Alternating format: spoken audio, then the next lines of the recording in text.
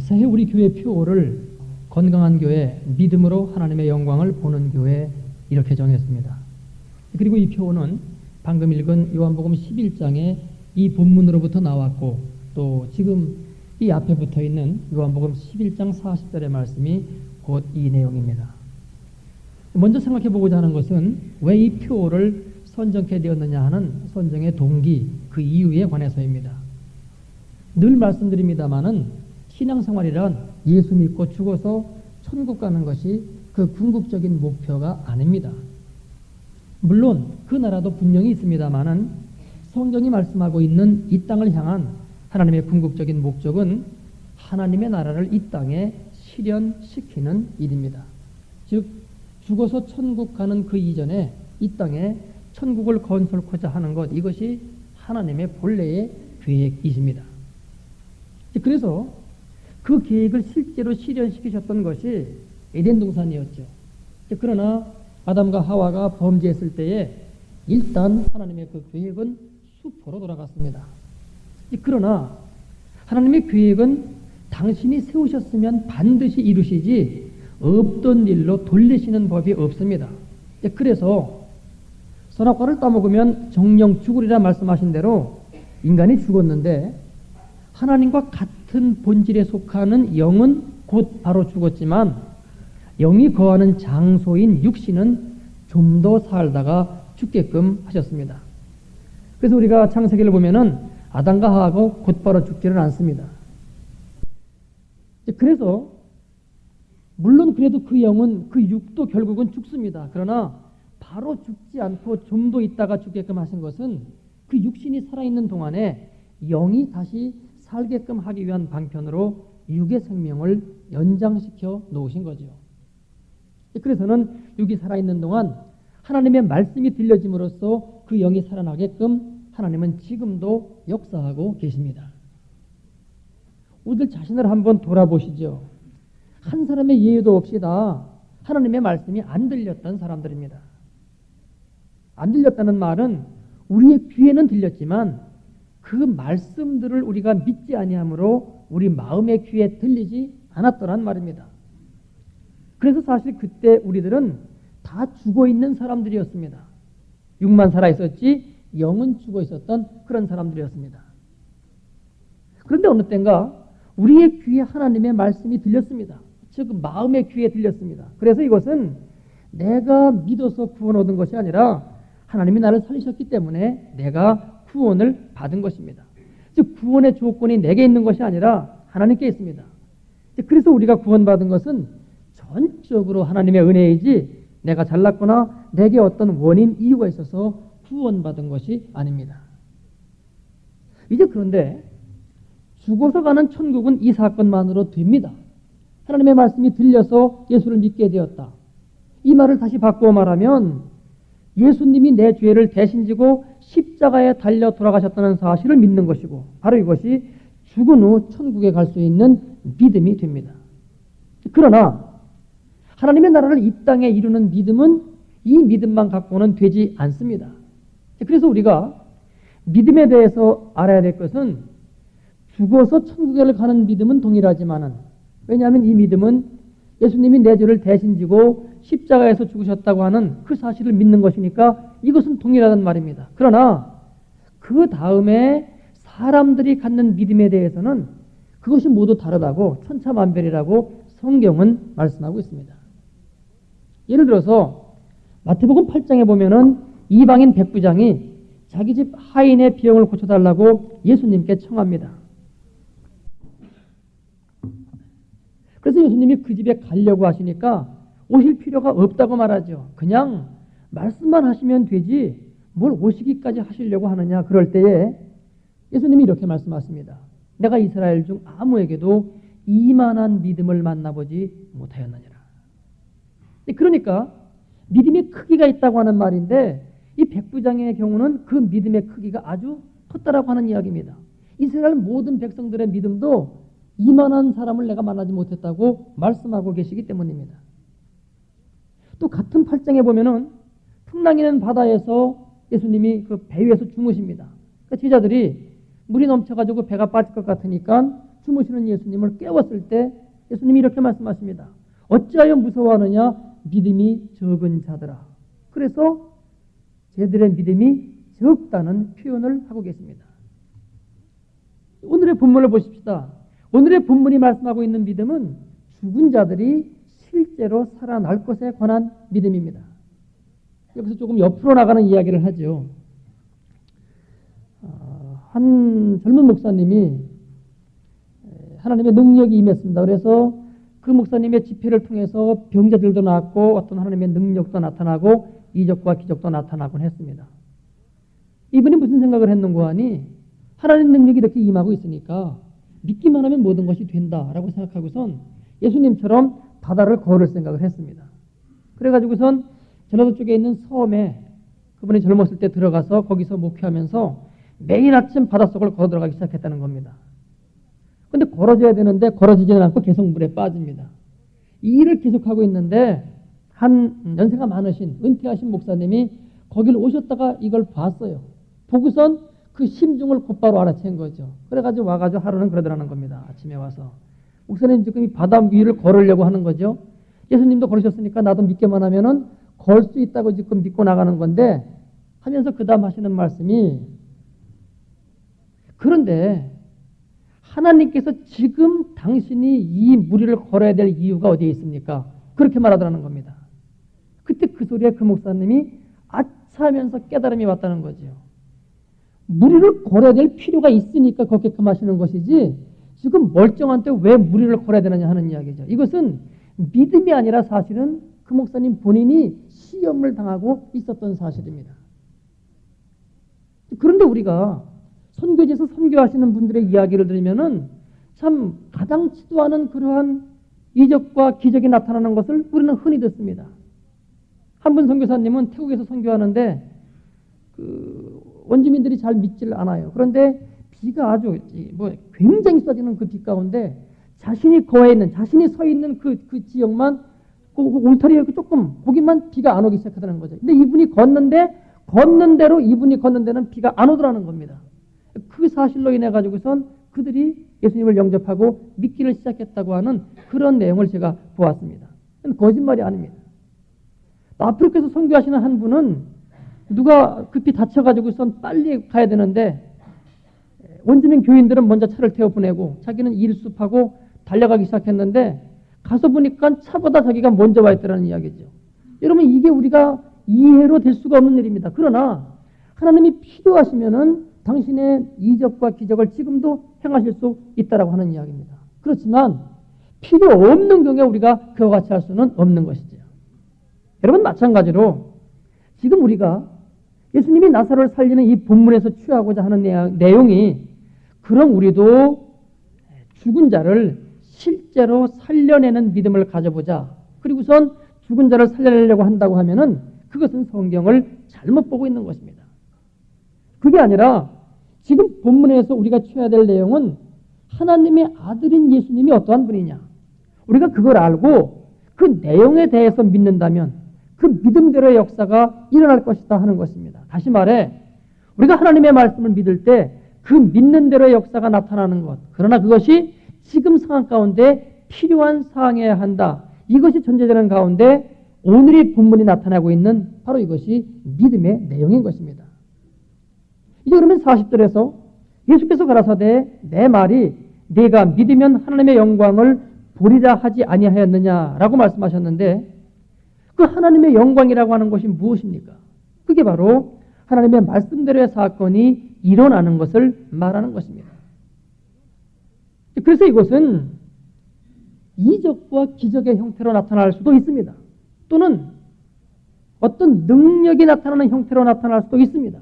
또는 결국 하나님의 말씀대로 어떤 일이 이루어져가는 그런 형태로 나타날 수도 있습니다.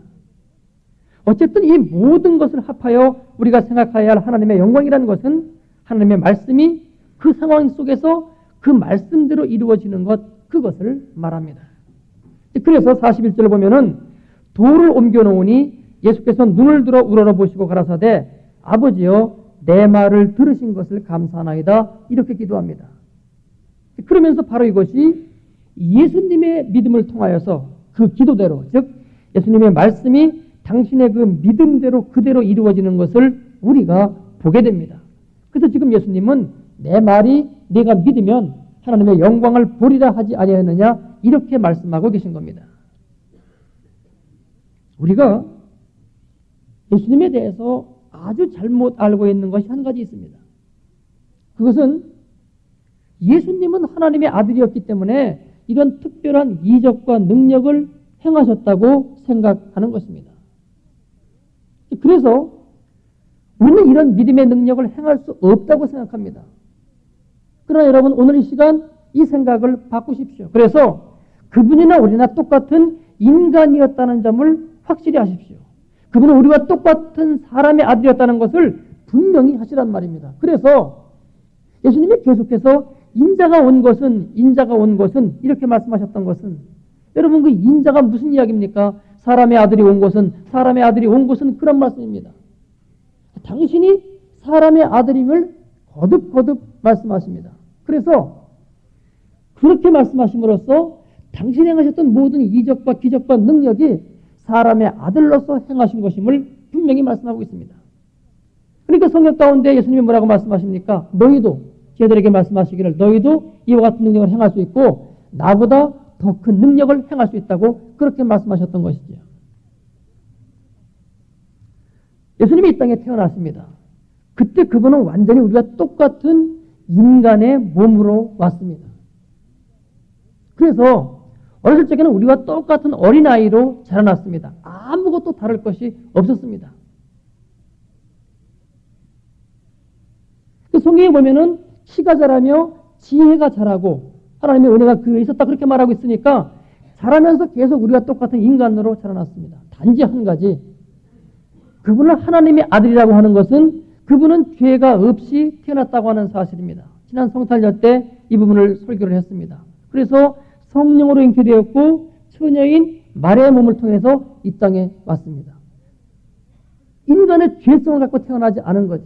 여러분, 사람이 죄를 깨닫기 시작하면은 자기 자신에 대해서도 그 죄를 알고 다른 사람이 그 죄 가운데 거할 때에 그 사람의 죄도 또한 보게 됩니다.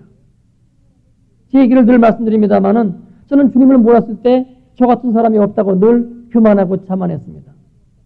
그러나 내가 주님을 만났을 때에 그 자만과 교만이 깨어지기 시작했고 나 중심적으로 내가 뭐나 된 것 같은 생각을 갖고 있는 사람은 그리스도의 사람이 아니라는 것을 알았습니다. 그 뒤에 사람들을 만나서 이야기하는 가운데 자기 중심적으로 말하는 사람을 만나면 금방 저는 압니다. 이 사람은 아직 예수님을 알지 못하는구나. 교회 안에 들어와 있다고 하더라도 하나님을 실제로 만난 경험이 없구나 하는 것을 금방 깨닫게 됩니다. 또 우리의 은사 가운데에 영분별의 은사가 있습니다. 그것은 영이 맑고 깨끗한 사람에게 다른 사람의 마음속이 들여다 보이는 겁니다. 그래서 그 죄악이 전부 보이기를 시작합니다. 그런데 하나님의 아들인 예수님은 본래 죄는 없는 분이시니까 자라면서 계속 그런 부분이 마음에 걸렸을 겁니다. 다 사람들이 죄가 있거든요. 그 죄악들이 보이거든요. 왜 사람들 전부 죄악 가운데 있을까? 그리고 본인은 죄가 없습니다. 나 혼자만 이렇게 유별나가 되어 있는 것일까? 그러면서 자기 자신에 대한 정체성에 대한 의문을 갖기 시작합니다. 그런 가운데에 여러분 영혼이 맑고 깨끗한 사람, 죄가 없는 사람은 무엇이 양식인고 하니 하나님의 말씀이 양식입니다. 우리가 지금 거듭나고 나니까 말씀이 없으면 내 영혼이 가랍니다. 말씀을 보면 기쁩니다. 감사합니다. 그러니까 예수님에게는 무엇이 기쁨이었는고 하니 말씀을 듣는 것이었는데 그 당시에는 이런 성경책이 없었죠. 두루마리로 된 양 가죽에 되어 있는 그런 큰 것이었으니까 일반 가정에는 성경이 없습니다. 그러니까 부모님이나 또는 동네 어른들로부터 하나님의 말씀을 귀동냥에 듣는데 그때마다 그의 영혼이 기뻐 그리고 또 감사했을 것입니다. 그때 12살 때에 성전에 올라갑니다. 거기서 처음 하나님의 말씀을 대면하게 됩니다.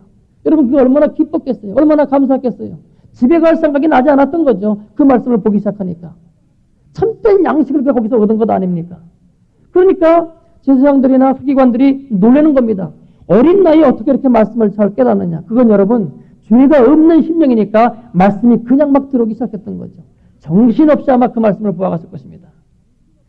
그런 가운데 예수님이 깨닫기 시작합니다. 구약에 의하면은 사람들의 죄를 대신해서 양이, 흠없는 양이 제물로 드려집니다. 그러나 성경은 말하기를 이것은 진짜가 아니라고 말합니다. 언젠가 진짜가 올 것이다. 하나님의 아들이 이 땅에 올 것이다. 그런데 그는 죄 없는 자가 될 것이라고 구약 성경은 예언하고 있습니다. 그런 내용을 쭉 보면서 그는 내가 바로 그런 존재로 온 것 같다. 하나님이 나를 당신의 아들로 보냈구나. 구약 성경 가운데 아들을 보낸다고 했으니 그럼 내가 하나님의 아들이라고 오라고 하는 자기 자신의 자의식에 대해서 눈뜨기를 시작하는 겁니다. 그러니까 아버지가 요셉이 와서 말하기를 내가 어찌 이렇게 근심하게 했냐고 했을 때에 뭐라고 말합니까? 내가 내 아버지 집에 있어야 될 줄을 알지 못하셨나이까? 이렇게 대답하기를 시작합니다. 그럼 보시죠. 예수님은 분명히 사람의 아들로 이 땅에 왔습니다. 다른 점이 있다라고 하면 한 가지뿐입니다. 죄가 없는 그 부분뿐입니다. 그러니까 그분이 행했던 모든 이적과 능력은 그분이 사람의 아들이로 돼 믿음으로써 행하신 일이라고 하는 것입니다. 근데 우리는 어떻게 생각하는 거 아니? 그분은 하나님의 아들이니까 굉장한 권세를 갖고 마음대로 휘둘렀고 우리는 사람의 아들이기 때문에 이것은 우리와 관계가 없다고 생각합니다마는 아까 말씀드린 대로 예수님은 분명히 말씀하셨습니다. 너희가 나보다 더 큰 능력을 행할 수 있다고 그렇게 말씀을 하셨습니다. 그래서 우리도 이와 같은 믿음으로 말씀대로 이루어지는 역사를 일으킬 수가 있습니다. 여러분 우리도 지금 사람의 아들입니다. 그리고 죄의 문제는 예수님의 피로 죄 사함을 받았습니다. 기독교 신앙에서 이것 확실히 하는 것처럼 중요한 게 없습니다. 죄 사함을 우리가 받았습니다. 그러니까 우리도 주님께 하나님께 기도할 수 있고 하나님의 능력을 우리를 통해서 나타나게 할 수 있다는 말입니다. 문제는 뭡니까? 우리의 믿음의 문제입니다. 말씀대로 일 것이라고 하는 그 믿음을 실제로 갖는 것의 문제입니다. 그리고 이것은 말로 설명되는 부분이 아니라 실제 우리의 속에 이런 믿음이 들어와야 됩니다. 그래서 여러분 사도 바울은 말했습니다. 하나님의 나라는 말에 있지 않고 능력에 있다고 말씀했던 것입니다. 그래서 우리가 가져야 될 믿음의 첫 번째 것은 내 죄가 사해졌으니 이제는 내가 하나님의 아들이다. 하나님의 자녀다. 그러므로 나는 그분께 간구할 수 있는 자라고 하는 그러한 자신을 우리 스스로 가져야 됩니다. 담대하게 해서 주님께 나아갈 수 있는 믿음의 배짱이 있어야 됩니다. 그 다음 두 번째로는 그러므로 이제 내가 하나님의 뜻을 따라 구하면 하나님이 반드시 그 기도에 응답하신다고 하는 이 믿음을 갖고 그분께 구해야 하는 것입니다. 그래서 이런 믿음을 내가 실제로 갖고 하나님께 간구하기 시작할 때 바로 이것이 말씀대로 이루어질 것을 믿는 믿음이요. 또 이 믿음이 실제로 이렇게 내 속에서 역사하기 시작하면은 하나님의 말씀대로의 사건이 우리를 통해서 나타나기를 시작하는 것입니다. 그런데 우리가 여기에서 한 가지 더 생각해 볼 것이 있습니다. 그것은 이런 어떤 이적과 능력만이 하나님의 영광을 나타내는 것은 아니라고 하는 사실입니다. 이것보다 더 중요한 것이 있는데 그것이 곧 내게 하나님의 형상이 회복됨으로써 하나님의 영광을 나타내는 것입니다. 그리고 이것이 사실은 하나님이 우리에게 가장 원하시는 당신의 영광을 나타내시는 본질적인 것입니다. 본문 42절 말씀을 보겠습니다. 항상 내 말을 들으시는 줄을 내가 알았나이다. 여러분 이것은 예수님의 믿음의 고백이시죠? 그러나 이 말씀을 하옵는 것은 둘러선 무리를 위함이니 곧 아버지께서 나를 보내신 것을 저희로 믿게 하려 함이니이다. 그리고는 나솔의 이름을 불렀을 때에 죽었던 나사로가 살아나오기 시작합니다. 여러분 이런 보이는 이적과 능력, 이런 외적인 이런 능력들은 사람들에게 예수님이 하나님의 아들 되심을 증명하기 위한 방편으로 사용되는 것입니다. 그래서 이런 이적과 능력도 하나님의 영광을 나타내 보이기는 하지만 이건 어디까지나 남에게 나타내 보이기 위한 것이고요. 이보다 더 중요한 것은 나 자신에게 나타나는 하나님의 영광에 관한 부분입니다. 그래 여러분 내 속에도 하나님의 영광이 나타나게 되고 그래서 내가 변화를 받고 그 변화된 모습을 통해서 또한 다른 사람들에게도 하나님의 그 영광을 드러낼 수가 있는 것이죠. 예수님은 말씀하시기를 하나님은 나라는 여기 있다 저기 있다 하지 못하리니 오직 너희 가운데 있다고 그렇게 말씀하셨습니다. 그러니까 바로 이것이 진짜 하나님의 나라가 이루어지는 것입니다. 그렇습니다, 여러분. 그래서 하나님이 이 땅에 실현시키시고자 하시는 하나님의 나라, 다시금 에덴 동산을 회복해서 당신의 구원 사역을 완성시키고자 하는 하나님의 나라는 이런 외적인 일, 보이는 형상에 있는 것이 아니라 우리 자신에게 있습니다. 바로 그것이 내 성품과 인격이 바뀌는 일입니다. 바로 그것이 내게 성령 충만함이 이루어지는 것입니다. 그래서 내 속사람이 그리스도의 장성한 분량에까지 자라가는 것이고, 그래서 하나님의 형상이 내 가운데 회복되는 것입니다. 그래서 흡사 하나님과 같은 사람이 바로 되는 것입니다. 그때 하나님이 그런 우리를 통해 가지고 정말로 당신의 영광을 나타내 보이십니다. 왜요? 우리가 하나님을 닮아서 하나님 같은 사람이 되었기 때문입니다. 그러면서 성경은 말하기를 하나님이 이 일에 소원을 두시고 우리를 이끌어간다고 그렇게 말씀하고 있습니다. 그래서 여러분, 지금도 하나님은 우리가 알게 모르게 우리로 하여금 당신의 형상을 닮은 자로 만들어가고 계십니다. 계속 우리 속에 당신의 모습을 나타내 보이기를 원하고 계십니다. 그래서 이런 관점에서 우리가 믿어야 될 것은 이 사실을 믿고 우리를 그분께 내어 드리는 일입니다. 맡기는 일입니다. 내 주권을 그분께 드려서 주님의 뜻대로 그러면은 나를 비달라고 하는 바로 이것이 하나님이 요구하시는 믿음이고, 이렇게 나를 변화시키실 줄을 믿고 계속 그분께 나를 드릴 때 바로 그 믿음을 통해서 하나님은 우리에게 성령의 열매를 맺게 하사 변화된 모습으로 우리를 빚어가시기를 시작하는 것입니다. 그래서 그 변화된 모습은 어떤 모습입니까? 그것은 하나님의 형상을 회복한 모습이니까 성령의 열매가 가득한 모습이죠. 이것을 갈라디아서 5장 22절로 23절은 이렇게 말씀하고 있습니다. 오직 성령의 열매는 사랑, 희락과 화평과 오래 참음과 자비와 양선과 충성과 온유와 절제니, 그 다음 말씀이 이 같은 것을 금지할 법이 없느니라 그렇게 말씀하십니다. 하나님이 지금 일을 해가시는데 누가 이 일을 맡겠느냐라고 하는 이야기죠. 그러니 너희가 이 사실을 믿고 그분께 맡기기 시작하면은 하나님께서 우리 가운데 성령의 열매를 맺게끔 하신다고 하는 사실입니다. 높아심에서 여러분 다시 한번 말씀드립니다. 신앙생활은 내가 하는 게 아닙니다. 내가 이뤄가는 게 아닙니다. 그분께 맡기는 겁니다. 맡길 때 그분이 당신의 열심으로 우리를 빚어가시는 것입니다. 사랑 생각해 보세요. 모든 것을 다 사랑하는 겁니다. 모든 것을 용서하는 겁니다. 품는 겁니다. 잘못된 부분이 있으면 그거 붙들고 기도하는 겁니다. 그를 위해서. 여러분, 그것이 사랑입니다. 예수님이 십자가 죽어야 될 이유가 아무런 이유가 없습니다. 그분이 잘못한 게 없습니다만은 사랑의 마음으로 하나님 이들이 지금 몰라서 그런다고 말하면서 그들을 위해서 기도하기 시작합니다. 여러분, 그것이 그리스도의 사람인 것입니다. 그 다음에 희락, 기쁨입니다. 주님이 함께 하시니 기쁜 겁니다. 지금 좀 부족하지만 그분이 결국은 완전케 하실 것이니 기쁜 겁니다. 지금 내가 비록 힘들고 어렵고 고난 가운데 있지만 이것도 하나님이 함께 지금 이 길을 이끌어 가신다고 하는 것을 믿으니 기쁜 겁니다. 그러니까 그 가운데 늘 기쁨으로 모든 사건을 대하게 되는 것입니다. 세 번째가 여러분은 화평입니다. 모든 사람과 화평한 겁니다. 원수가 그 마음 가운데 없습니다. 모든 사람을 다 위해서 기도하며 그를 마음속에 받아들이기 시작합니다. 여러분, 그 속에 평화가 이루어지기 시작합니다. 그 다음 오래 참음입니다. 오래 참는 가운데 이 역사들이 나타나기를 시작합니다. 오래 참고 기도하면서 사랑으로 그리고 희락으로 기쁨으로 화평을 나가기 시작할 때 이 모든 성령의 열매가 맺혀지기를 시작합니다. 그러니까 오래 참는 것입니다. 그 다음엔 자비한 마음입니다. 그 다음에 양선, 선한 것을 추구하는 마음입니다.